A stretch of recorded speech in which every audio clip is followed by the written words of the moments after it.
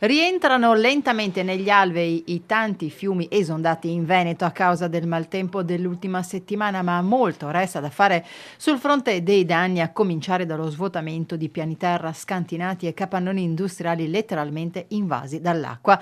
Restano due fronti di allarme. Lungo la pedemontana veneta il rischio frane, mentre in montagna preoccupano valanghe e accumuli di neve sui tetti. Il pericolo, valanghe su Dolomiti ma anche su Prealpi, è di grado 5, il più alto della scala.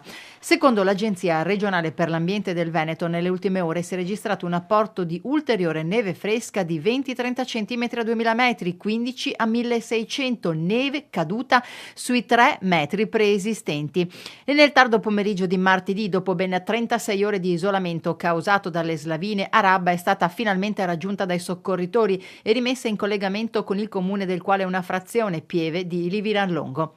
Appena si è ridotto un po' il rischio valanghe, gli uomini del soccorso alpino e delle forze dell'ordine hanno lavorato per rendere percorribile a senso unico alternato la strada principale. Ora bisognerà anche qui sgomberare i tetti di case e alberghi sommersi da oltre 2 metri di neve. Un preoccupatissimo Luca Zaia, dopo aver dichiarato lo stato di calamità naturale, parla di emergenza disastrosa, allucinante, peggiore della già pesantissima alluvione del 2010. E ora c'è grande preoccupazione sul versante delle temperature davvero troppo alte. I danni al momento sono incalcolabili su ogni fronte, in città, in campagna, sui colli, in montagna, ovunque ci si giri, danni e disastri. E come se non bastasse, per venerdì è attesa una nuova perturbazione.